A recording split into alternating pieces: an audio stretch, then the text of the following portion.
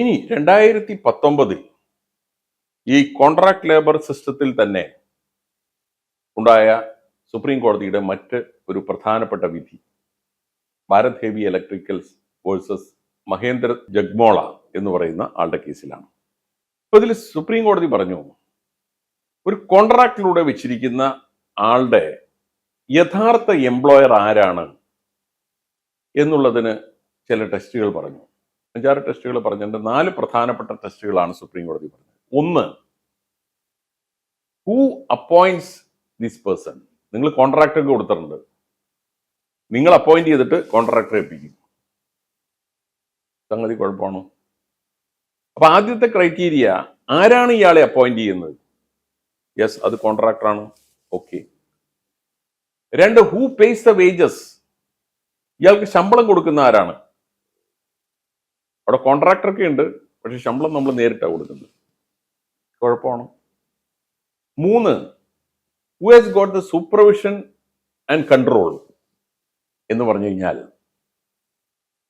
അയാളൊരു disciplinary control, അയാൾ ഒരു കുറ്റം ചെയ്യുന്നു, ഒരു മിസ്കണ്ടക്ട് നടത്തുന്നു.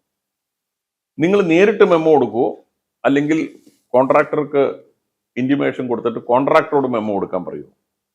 എഗെയിൻ നിങ്ങൾ നേരിട്ടാണ് കൊടുക്കുന്നതെങ്കിൽ കുഴപ്പമാണ്. അത് കോൺട്രാക്ടറാണ് അയാളുടെ പേരിൽ നടപടി എടുക്കുന്നതെങ്കിൽ ഒരു കുഴപ്പമില്ല. 4ാമത്തെ ഫൈനലായിട്ട് ടെസ്റ്റ് പറഞ്ഞത്, who has got the authority to deny the employment. നാളെ മുതൽ നിങ്ങൾക്കൂടെ പണിയില്ല എന്ന് പറയുന്ന ആരാണ്? നിങ്ങളാണോ കോൺട്രാക്ടറാണോ?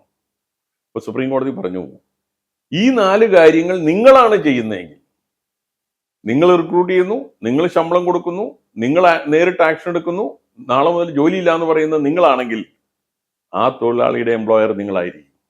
പക്ഷെ ഇതെല്ലാം ചെയ്യുന്ന കോൺട്രാക്ടർ ആണെങ്കിൽ yes, is the employee of the contractor. അപ്പൊ ഇത് നമ്മൾ ഈ കോൺട്രാക്ടർ കൊടുക്കുന്ന സ്ഥലങ്ങളിൽ നമ്മൾ വളരെ ശ്രദ്ധിക്കേണ്ട ഒരു വിഷയമാണ്. ഇത് ശ്രദ്ധിച്ചില്ലെങ്കിൽ നമുക്ക് നിയമപരമായി നമുക്ക് പിന്നീട് ബുദ്ധിമുട്ടുകൾ ഉണ്ടാവും.